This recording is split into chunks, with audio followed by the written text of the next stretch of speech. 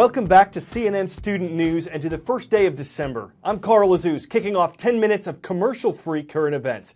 First up, Black Friday. It ain't what it used to be. Traditionally one of the busiest shopping days of the year in the U.S., it's losing a little ground to Thanksgiving Thursday. This year, a company that tracks retail sales found that American spending had increased on Thanksgiving Day and slightly decreased on Black Friday as compared with last year. There were also changes in where people shopped. Sales at brick and mortar stores, the ones you can actually visit, were reportedly less than they were last year. Sales online were mixed. The National Retail Federation says all things considered, the average American shopper spent just over $380 this holiday weekend. That's down from $407 last year. Economists watch retail spending to get an idea of how the U.S. economy is doing. When we left you last week, violent protests had begun in Ferguson, Missouri. Many of the demonstrators had wanted a white police officer, Darren Wilson, to be charged in the fatal shooting of a black 18-year-old, Michael Brown. But a grand jury decided not to charge Officer Wilson after hearing evidence and accounts from witnesses and police. Hundreds of protesters have been arrested, both in the town of Ferguson and in several other U.S. cities where people demonstrated against the grand jury's decision. Over the weekend, the policeman resigned from his job. Darren Wilson said it was for the safety of other officers and the community, and that he hoped it would help Ferguson heal. While the demonstrations in other cities have mostly been peaceful, those in Ferguson have not. On the streets of Ferguson, the morning light revealed the devastation after 2 nights of destruction. Stop throwing objects at the police and disperse immediately. The announcement of the grand jury's decision brought an explosion of anger and violence in Ferguson. Police surrounded this auto parts store early in the evening, but rioters torched it. The store lit up the night sky and continued burning well into the next day. Ferguson Market and Liquor is the store where Michael Brown allegedly stole some cigarillos just minutes before he was fatally shot. It became an especially symbolic target for looters. But some chose to stand up for their town. Andre Thomas didn't even know the owner of this wig shop. Tell me what you're doing out here. Saw some people looting. That's not what I'm about, so just want to protect it. Others tried to save Kathy's Kitchen, a favorite local restaurant run by a local family. Leave this alone. Leave this alone.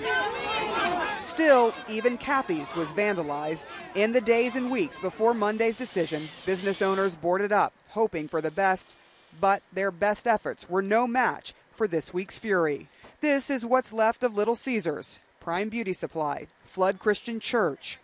More than 2,000 National Guard troops were ordered to the streets Tuesday, the governor promising there would not be a repeat of Monday night's violence. Still, another police car was set on fire and flipped over. More businesses were trashed as police tried to break up crowds with tear gas and smoke bombs. Natalie Dubos's bakery was heavily damaged. It kind of feels like I'm in the twilight zone, that I'm watching this happen, but I'm actually having to live it. And the destruction here is just absolutely, is unbelievable. By daylight, there were small glimmers of hope. Volunteers turned up to help with the cleanup. Natalie Dubose turned to crowdfunding for help. More than $100,000 has been pledged. And at Kathy's Kitchen, I can rebuild. I will make it. As requested on last Tuesday's transcript page at cnnstudentnews.com, today's roll call takes us to the capital of Russia. The Anglo-American School of Moscow is watching. Hello to the Penguins in Moscow. In Wisconsin, the village of Boyceville is barking with bulldogs. Boyceville Middle High School is on the roll. And the Mount Rushmore State is home to the Warriors. They're at Bennett County High School in Martin, South Dakota. The Middle Eastern country of Iran has a controversial nuclear program. Western nations, including the U.S., are concerned that Iran is building nuclear weapons. Iran insists its program is only for peaceful purposes like nuclear power. Last week, at an international meeting in Vienna, Austria, everyone involved in negotiations over Iran's nuclear program said good progress had been made. But no agreement was reached by the deadline, and some officials are asking if an agreement is possible.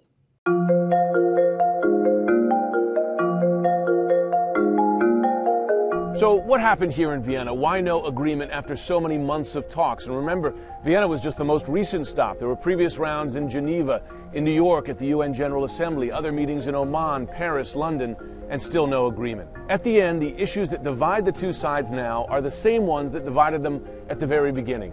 One, can Iran have a civilian nuclear program that the West, the U.S., is confident is not a cover for a military nuclear program? And can the West give Iran economic relief without losing its leverage?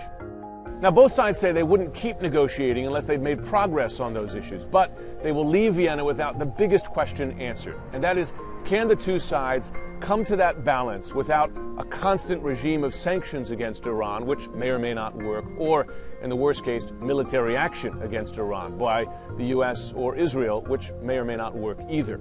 Now, on the good side, the West, the U.S. and Iran, they're talking. More than a year ago, a simple phone call between the American president and the Iranian president was huge headline news. Now, U.S. and Iranian officials are in contact almost every day. But despite that engagement, they still haven't been able to reach agreement, and they will leave here in Vienna without a resolution. Time for the shout-out.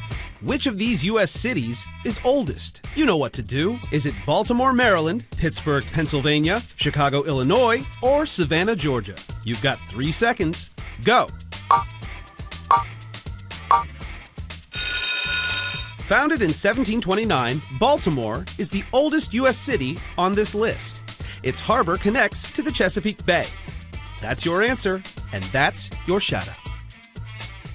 The frigate Constellation, the first ship of the U.S. Navy, launched in Baltimore Harbor. The Battle of Baltimore inspired Francis Scott Key to write the lyrics to the Star-Spangled Banner. Despite its rich history, Baltimore Harbor's also been rich in pollution. At one point, it was labeled unswimmable and unfishable. A new installation is helping to change that. The waterway power trash interceptor's purpose is to collect all the trash and debris that comes down this river. And this river drains a big part of Baltimore City and Baltimore County. We know that our children can't swim in the harbor or the streams feeding the harbor because it's polluted. It works from river current and solar power. The river current itself brings the trash to us, loads on the conveyor. The conveyor is powered by the water wheel. It's really like an engine. So far, it's collected over 100 tons of trash in the 4 months that it's been in here. It's almost all cigarette butts, plastic bottles. We got plastic bags, chip bags. There's needles. There's, sewage. You can pick up as much as 40,000 pounds a day.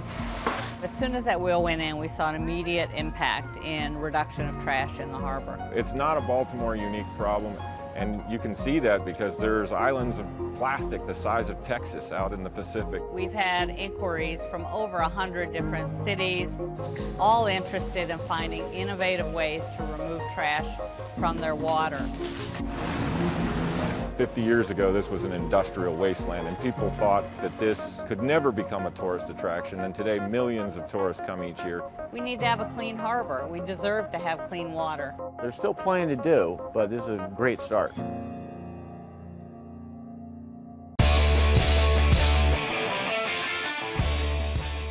How do dogs drink? It's not as simple as we thought. Their tongues don't simply scoop water into their mouths, according to a new study. Researchers at Virginia Tech stuck a waterproof camera at the bottom of a bowl and got slow-motion video of thirsty dogs. They found that dogs' tongues curl backward as they're plunged into the water. The water then sticks, so to speak, to the back of the tongue and makes a column that the dog drinks. So if you wag your tongue at dogs, know their tongues do tons of work to lap, not lip, or simply lick the drink they drink to cool their tongue. Tongue-tied and dog-tired, I'm Carl Azouz. We've lapped up all our time this Monday on CNN Student News.